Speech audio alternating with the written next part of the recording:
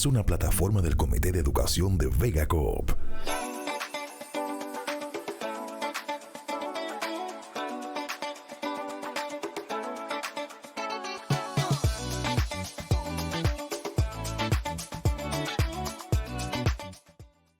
Vega Coop siempre está a la vanguardia de la tecnología y buscando cómo satisfacer las necesidades de nuestros socios y no socios. Es por esa razón que creamos esta nueva plataforma de servicios virtuales. Puedes realizar pagos, transferencias, aperturas de cuenta, solicitud de préstamo y muchos otros más servicios. Llámanos y con mucho gusto te atenderemos. En Vega Coop contamos con un personal capacitado para brindarte un servicio de excelencia. Te ayudaremos a realizar la mayoría de tus transacciones desde la comodidad de tu hogar o trabajo. Y recuerda que en el Centro de Servicios Virtuales estamos de tu lado siempre.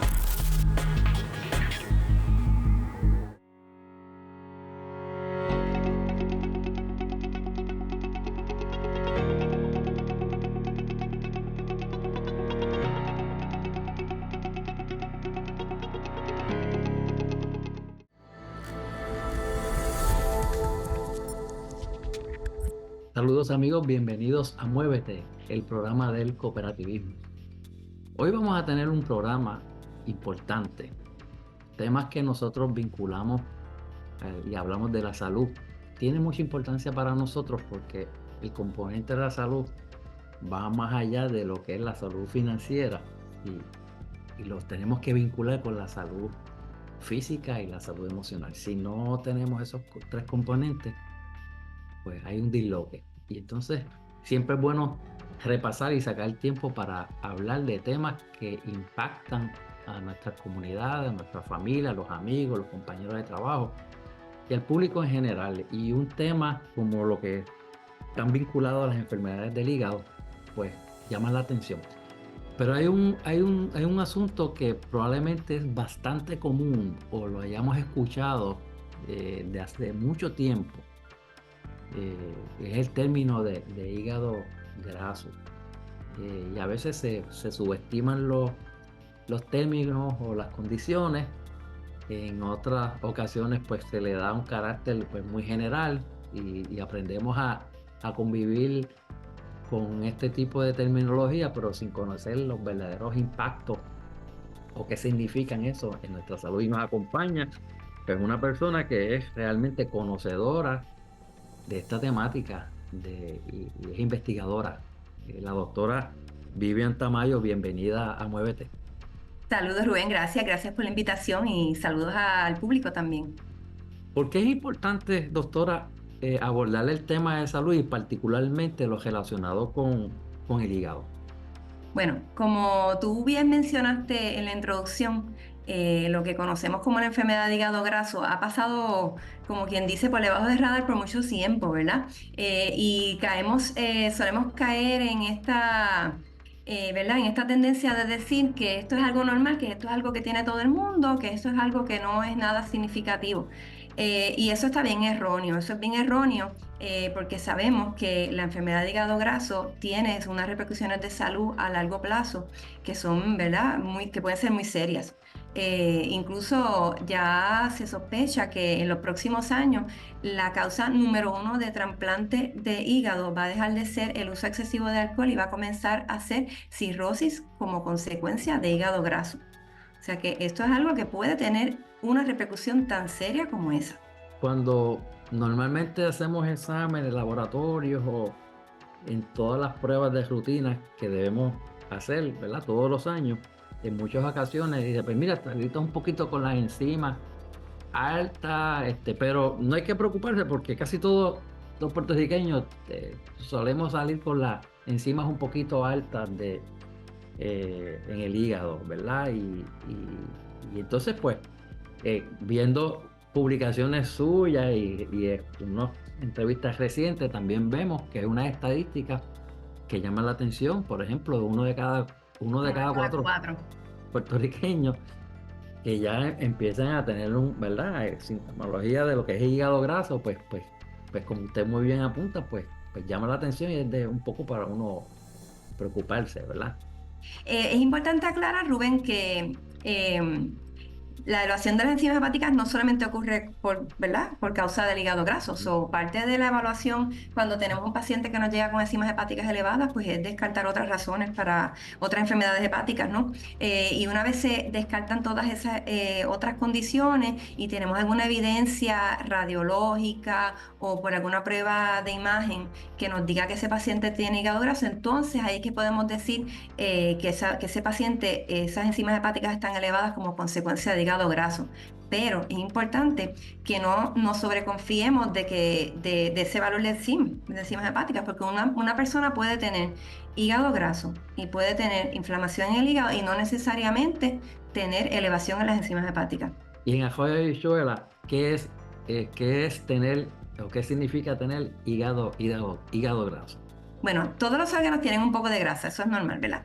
El hígado graso es cuando el porcentaje de composición de grasa en el hígado excede el 5%. O sea que el hígado está acumulando más grasa, más ácidos grasos de lo que debería, ¿verdad?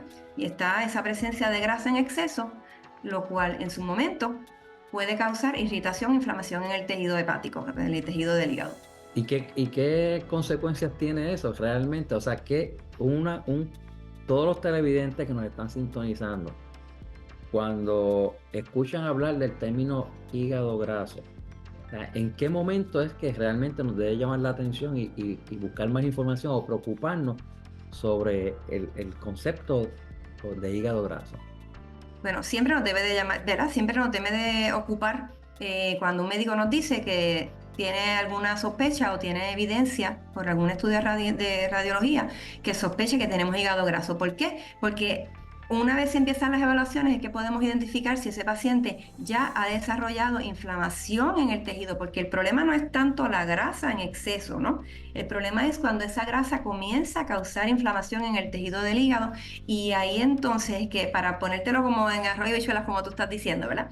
El hígado es un órgano bastante grande, es como si fuera una esponja que filtra la sangre, remueve toxinas de lo que comemos, de algunos medicamentos. ¿Qué pasa? Cuando hay esa inflamación en el hígado y esa inflamación se sostiene por mucho tiempo, eso puede hacer que esa esponjita, que se supone que sea blandita, suavecita, empiece a tornarse un poco menos elástica.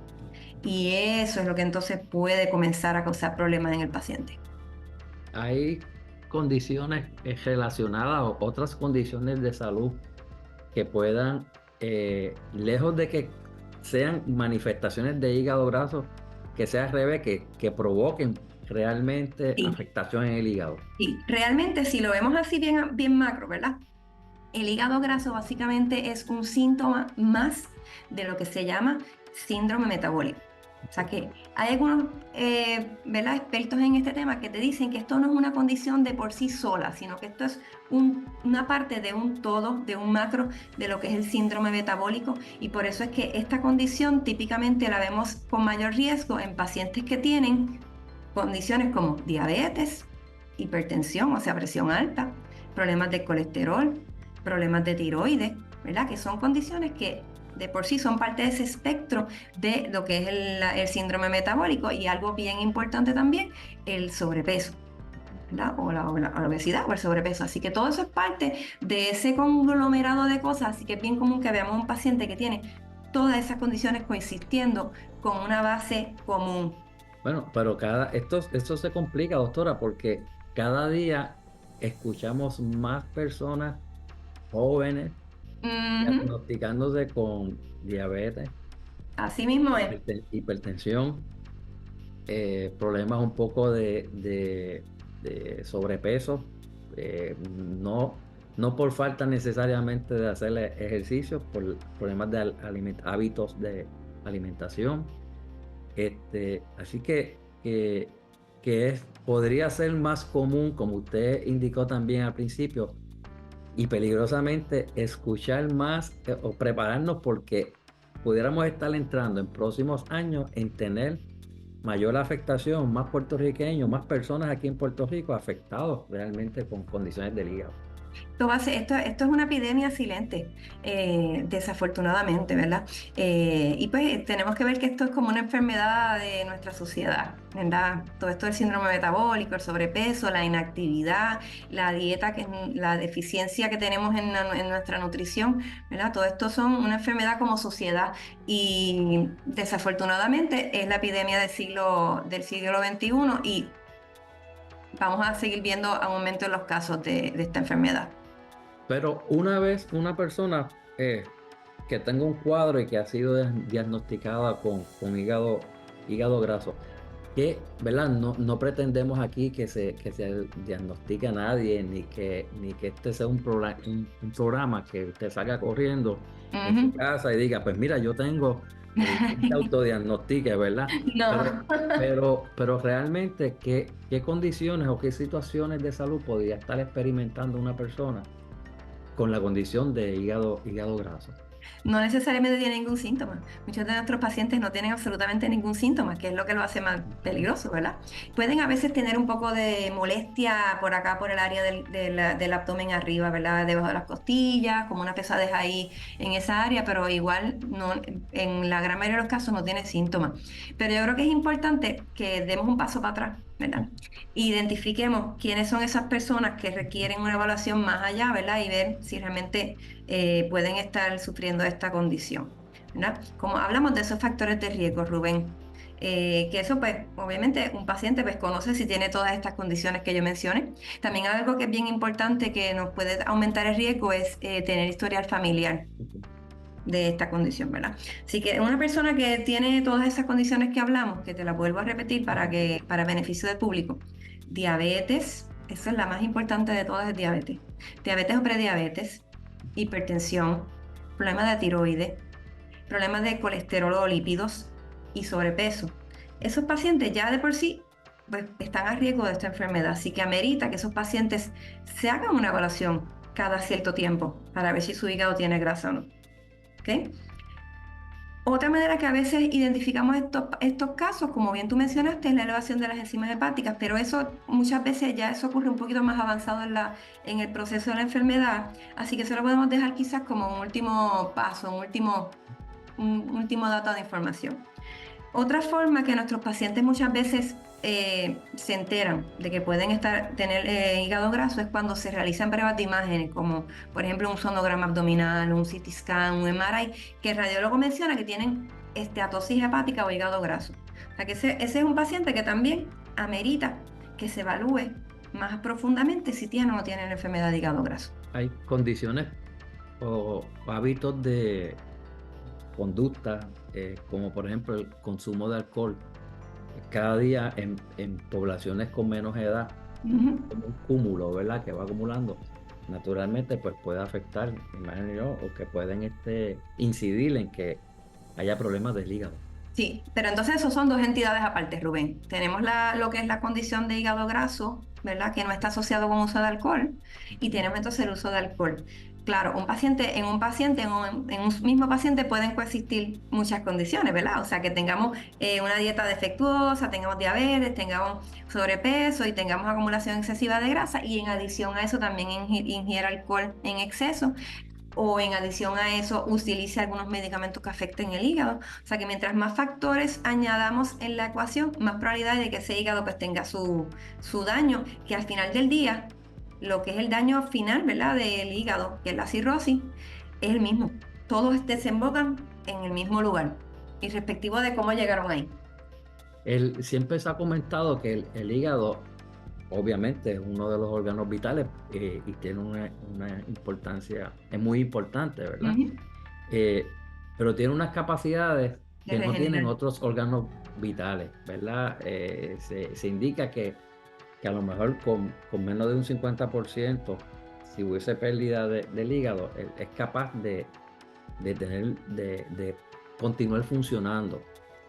La ciencia ha avanzado mucho y los tratamientos, nuevos medicamentos. Una vez una persona está diagnosticada que tiene hígado graso y que ya tiene unas condiciones, esa persona, ¿cómo se puede llegar o transitar a esa persona a una mejor calidad de vida a través de la ciencia sin todavía llegar a un extremo de un trasplante. O sea, Ok. ¿es posible eso? Sí, claro, definitivamente. Incluso los cambios, ¿verdad? Los cambios que ocurren con la cronicidad, ¿verdad? Porque esto no es una cosa tampoco que ocurre de un día para otro, ¿verdad? Eso es importante que la gente lo sepa, que esto es una cosa que conlleva años que ocurra este desarrollo de esta inflamación. Y vamos por la etapa, va 1, estadio 1, 2, 3, hasta llegar a 4, que 4 es lo que se conoce como cirrosis. Esos primeros estadios son reversibles si el paciente se entera de qué está pasando, ¿no? Y hace sus ajustes en su estilo de vida, pues esos cambios pueden revertir, ¿verdad? Ya una vez llegamos a lo que es la cirrosis hepática, ya eso no, hasta el día de hoy, no hay un tratamiento que pueda revertirlo. Pero como bien tú dices, el hígado tiene esa capacidad de poder regenerarse siempre y cuando no hayamos llegado a un nivel de inflamación demasiado profundo como sería una cirrosis. Una vez esté en esas primeras etapas, si esas primeras etapas no se atienden adecuadamente, podría incidir afectando otros órganos vitales también del cuerpo. Lo que pasa es que acuérdate que como te mencioné, ¿verdad? Esto es todo un conjunto de condiciones y por lo general pues una persona que tiene pues comorbilidades pues posiblemente pues, va a tener su riesgo, ¿verdad? De tener daño también en sus riñones, en el corazón, ¿verdad? Porque esa acumulación de grasa no solamente ocurre en el hígado, sino que ocurre a través de todos los órganos internos y sí, obviamente pues hay una asociación a que haya manifestaciones en otros órganos vitales. Es probable que hayan, de hecho, muchos medicamentos muy efectivos cuando uno escucha la promoción en ocasiones en televisión o en radio, quizás me atrevo a decir un 65% del anuncio son advertencias de posibles efectos, pero ciertamente esa otra por ciento pues, te habla de la efectividad, ¿verdad? Del medicamento. Hay unos medicamentos, ¿verdad? Sin entrar en marcas pero que ciertamente pueden incidir en afectación del hígado. Entiendo yo que personas que tengan un tratamiento prolongado o medicamentos de mantenimiento X deben tener una rutina, un protocolo de periodicidad de hacerse unos laboratorios para ver cómo anda su hígado. Definitivamente, y ¿verdad? Como hablamos ahorita, si añadimos más factores, ¿verdad? A nuestro hígado, pues más probabilidad hay de que ese hígado pues tenga su daño. Y por eso es que es tan importante que sobre todo personas que utilizan medicamentos que, ¿verdad? No estamos diciendo que no los utilicen, porque si se lo está mandando su médico es porque tiene más beneficio que riesgo, ¿verdad? Pero si el paciente utiliza algún medicamento que se conoce que puede afectar al hígado, pues con mucha más razón ese paciente tiene que tener unos estilos de vida saludables, porque no le queremos añadir entonces el factor de grasa en exceso en el hígado a esa ecuación, ¿verdad? Y queremos que su hígado pues se mantenga saludable. En el área de la investigación, está dirigida más al área de recopilación e identificación patrones de conducta de pacientes o va al aspecto clínico que dirigido, por ejemplo, a determinar, a ver tratamientos efectivos o cómo mejorar los tratamientos. ¿En qué área se están concentrando? Hay de todo, ¿verdad? Ya de esta condición ya se lleva unos años que se ha estado investigando. Ya hay una serie de medicamentos que están en etapa ya de evaluación, como son los medicamentos que nosotros evaluamos aquí en nuestro centro. Precisamente nosotros nos destacamos porque hacemos investigación clínica en diferentes áreas terapéuticas, principalmente y una de las más importantes en lo que es el área de hígado graso. O sea que un paciente ahora mismo que tiene hígado graso y sus complicaciones, o sea, hígado graso y como consecuencia fibrosis, inflamación o hasta cirrosis. Nosotros aquí podemos darle la oportunidad de recibir un potencial tratamiento que un médico en la comunidad lamentablemente ahora mismo no tiene esa herramienta porque no hay nada que esté aprobado por la FDA para esta condición. Se espera que para este año o tal vez el próximo ya tengamos el primer medicamento como tal aprobado para esta condición. En Puerto Rico, en las estadísticas, en personas que sean candidatos a trasplante, que eso sería ya después de la etapa 4, ¿verdad? Después de la etapa 4, que ya hay una cirrosis, hay unas condiciones. ¿Se realizan muchos trasplantes en Puerto Rico o hay personas en listas de espera. ¿Cómo se atiende eso? ¿Cómo está esa situación en Puerto Rico? Bueno, aquí en Puerto Rico, el centro del Hospital Auxilio Mutuo es el único centro que realiza este tipo de intervención, pero pues como en todos los centros de trasplante, pues sabemos que hay lista de espera. Y ya para que un paciente llegue a ese punto de estar en lista, pues usualmente tiene que estar descompensado de su condición de cirrosis. O sea, no es que te diagnosticaron cirrosis, estás muy bien y te van a hacer un trasplante, no, sino que ya ese paciente tiene que llegar a ese periodo ¿verdad? Ese punto donde está descompensada su condición y entonces es que se realiza el trasplante, ¿verdad? Porque eso es importante explicarlo, que un paciente con cirrosis puede llevar una vida bastante normal, ¿verdad? Aún después del diagnóstico, pero puede tener momentos donde esa condición se descompense y entonces ahí es que tenemos efectos, ¿verdad? Bien significativos en la salud. Pero es como como todas las condiciones, puede haber mayor severidad en una persona a otra porque hay una multiplicidad de factores y Exactamente. todos los seres somos distintos en términos, ¿verdad? Aparte de pueden incidir factores genéticos y hereditarios que estén presentes.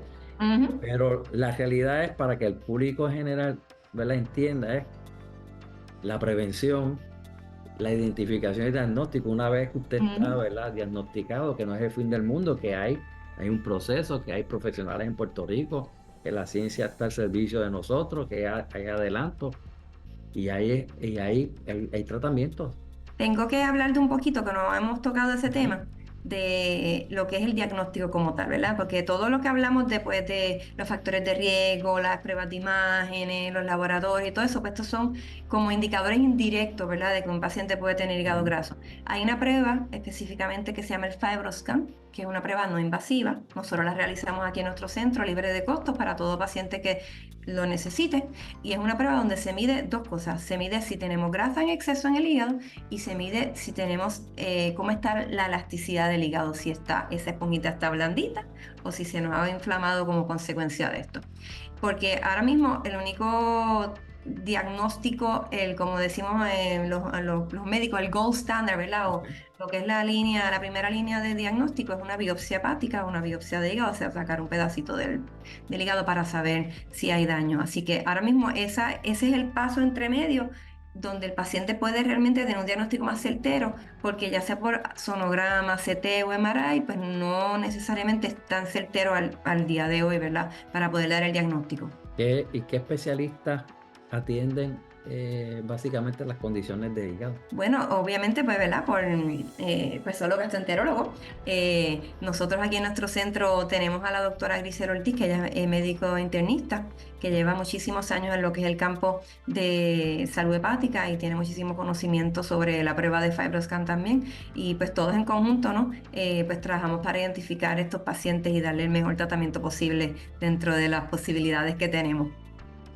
Pero, ¿verdad?, me gusta enfatizar que ante un diagnóstico en esa etapa, hay posibilidades y hay alternativas de mantener una buena calidad de vida, ¿verdad? Incide en una serie de factores, pero que sepamos siempre que la ciencia está de nuestro lado. Hay adelantos. Y que todo lo que nosotros como médicos podamos hacer, ya sea a través de un medicamento de investigación o ya sea cuando esté un medicamento aprobado ya finalmente y su médico se lo recete, todo eso tiene que ir ligado a un estilo de vida saludable, alimentarnos mejor, hacer ejercicio, evitar las cosas fritas, evitar los carbohidratos en exceso, todo eso, ¿verdad? En conjunto con el tratamiento médico que podamos tener. Eso no solamente usted se refiere a las personas de alto riesgo que ya están en este camino, sino a todo el mundo. A todo el mundo, ¿verdad? Con lo bueno que somos ardientes nosotros en Puerto Rico y todo que nos gusta. Y además que la gastronomía de aquí, pues, es complicada, pero suculenta. Así que es la moderación. El éxito es la moderación en todo. Es correcto, ¿verdad? Los extremos hay que movernos entonces al centro, no exactamente. No a los extremos. Doctora, le agradezco muchísimo. Gracias a ustedes por esta conversación, que sé que va a llevar mucho conocimiento a los televidentes y les va a despertarles interés, inquietud para atenderse, pues ya sea uno, su familia, conversar esto con los amigos, con sus familiares, compañeros de trabajo y que pues a veces el hoy con mañana nos mata. Hay que atendernos, hay que visitar nuestros médicos, hacer sus exámenes de rutina, y mantener una buena ingesta, ¿verdad? Hacer su ejercicio y estar para poder estar mejor y poder seguir ampliando las expectativas de vida de los con calidad de vida. Y con calidad de vida. ¿A dónde debemos comunicarnos con ustedes? ¿A qué lugar? Nosotros estamos ubicados en Río Piedras, en la avenida Muñoz Rivera, en la 998. También nos pueden llamar si desean cita. Como te dije, hacemos la prueba de FibroScan libre de costo. Diariamente hacemos clínicas de FibroScan. El paciente que llame y le damos una cita. Nuestro número es el 787-722-1248. 722-1248. Importante que si pueden, cuando vengan a su cita nos traigan cualquier estudio de imagen que tengan, cualquier último laboratorio que tengan, para poder hacer una evaluación más comprensiva del caso. Gracias por compartir con nosotros esa información y gracias por preocuparse y ocuparse por la salud de todos nosotros.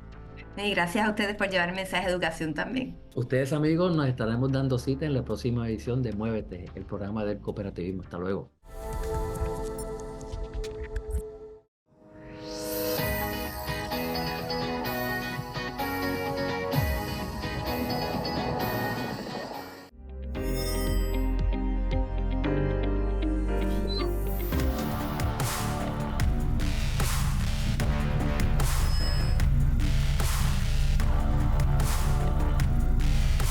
Pronto tendrás tu casa en el metaverso.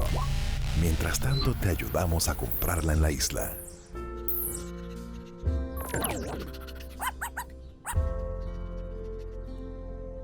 Vega Coop, de tu lado siempre.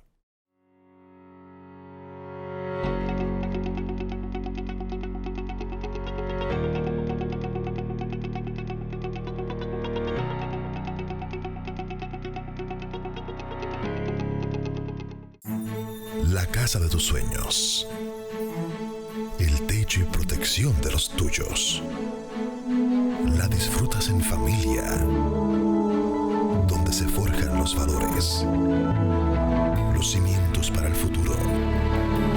En Vega Coop conocemos la importancia de conseguir tu hogar, tu solución hipotecaria. Vega Coop, de tu lado siempre.